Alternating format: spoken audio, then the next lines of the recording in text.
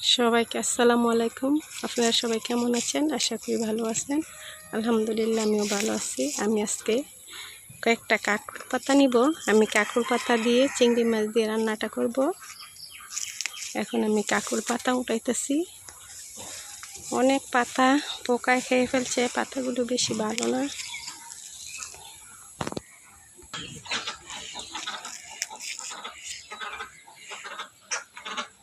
মাশাআল্লাহ এই পাতাগুলি অনেক ভালো, একটা পাতাও পোকা খায় নাই।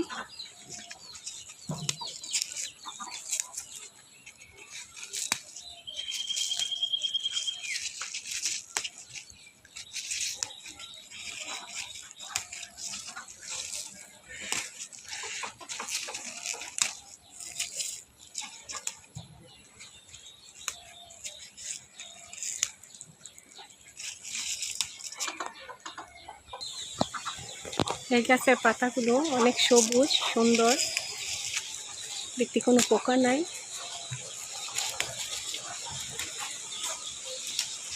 পাতাগুলো অনেক সুন্দর মাশাআল্লাহ। আমি এক এক করে অনেকগুলো পাতা পেরে আনলাম। এগুলোকে আমি এখন ছিঁড়ে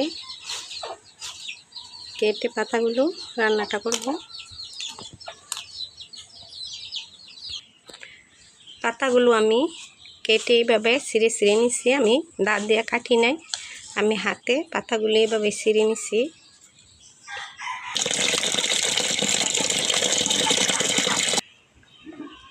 আমি ছোট দেখে একটা আলু কেটে নিছি। কাঁকরোল পাতার সাথে আলুটি দিব। পুকুর থেকে ধরে আনছি চিংড়ি মাছগুলো, দেখেন মাশাআল্লাহ। চিংড়ি মাছগুলো দিয়ে কাঁকরোল পাতাগুলো রান্না করব। কড়াতে পেঁয়াজগুলো মিশিয়ে মাছের সাথে সব মশলা করব। একটু অল্প পরিমাণে হলুদ লবণ দিয়ে মাছটা ভেজে নেব।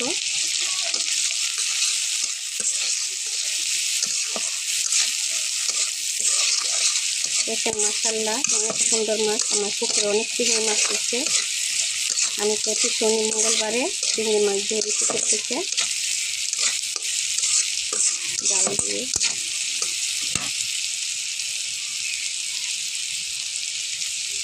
মাছগুলো আমি ভালো করে ভেজে নিচ্ছি। এখন দিয়ে দিব আদা রসুন বাটা,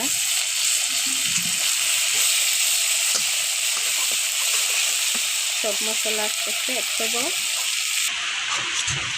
সব মশলা দিয়ে কষিয়ে নিলাম।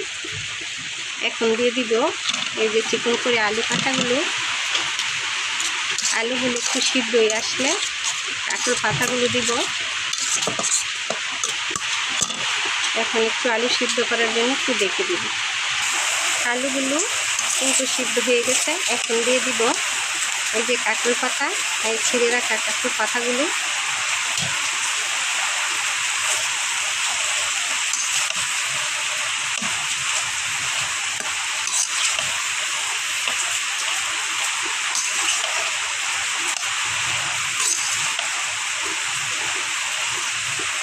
এখন একটু রেখে দেব।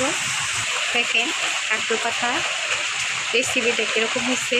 এখন আমি ধনিয়া পাতা দিয়ে নামাই ফেলবো। পাতাগুলো কিন্তু অনেকটা মিশে গেছে, এখন অল্প হয়ে গেছে। আপনারা কেউ যদি এই রেসিপিটা ভালো লাগে লাইক কমেন্ট শেয়ার করে পাশে থাকবেন। আর বাসায় একবার হইলো ট্রাই করবেন, দেখবেন এরকম হয় অনেক টেস্টি কাঁকরোল পাতা এই রেসিপিটা। এখন আমি নামাই ফেলবো। দেখেন তরকারিটা নামাই ফেলছি। যদি আপনারা কারো ভালো লাগে ভিডিওটা সাবস্ক্রাইব করে পাশে থাকবেন। সবাই ভালো থাকেন, সুস্থ থাকেন। আল্লাহ হাফেজ।